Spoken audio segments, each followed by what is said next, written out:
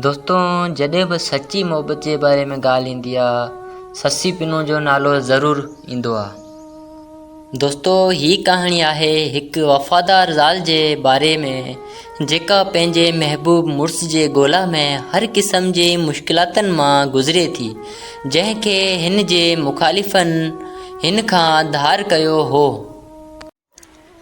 दोस्तों, बलोच मीर ख़ान पन्नू मीर दोस्तैन जो पुटु हो, जेको बलोचिस्तान जे मशहूर हाज कबीले जो सरदार मीर ख़ान हो। दोस्तों, ससी बम्बोर जे राजा जी धीउ हुई।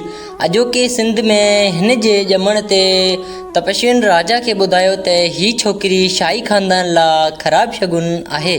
राजा हिकु छोकिरी खे काठ जे संदूक में विझी सिंधु दरिया में तरसियो। उहो दॿो ॻोठ बम्बोर जे हिकु बे औलाद धोबी जे हथ में पियो, जंहिं छोकिरी खे ख़ुदा जो तोहफ़ो सम्झी हिन खे पंहिंजे ॿार वांगुरु पालियो।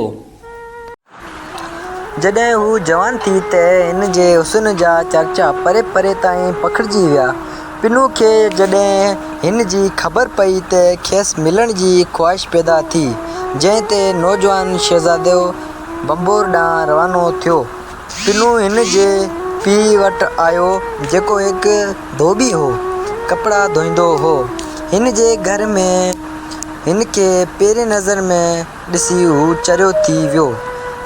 हिन जे पीउ हिन खे पंहिंजी ज़ात में शादी कराइणु चाहे थो। तंहिं करे हिन पिनू खे चयो त साबित कर त हू बि धोबी आहे।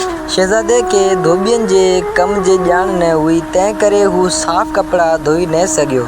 हिन पंहिंजे कपिड़नि जे हर हिसे में सोन जो सिक्को विझी उन खे हल कयो, जंहिं ते सभिनी ॻोठाणनि संदसि धोबी जी साराह कई ऐं अहिड़ी तरह हिन जो पीउ हिन सां शादी करण लाइ तयारु थी वियो।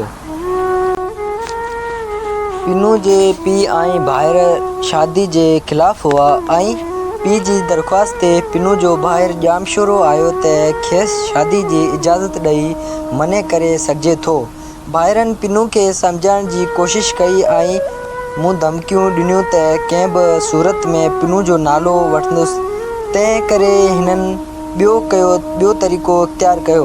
ज़ाहिरी तौरु हिन पिनू जे शादी ते राज़ी थी विया ऐं पिनू जी शादी में शिरकत कई। जिथे हिन पिनू सां शादी कई, हिन एतिरो त शराब पीतो जो हू बेहोश थी वियो। ही माण्हू पिनू खे कढंदे उठनि ते लाही पंहिंजे वतन ॾांहुं रवाना थिया।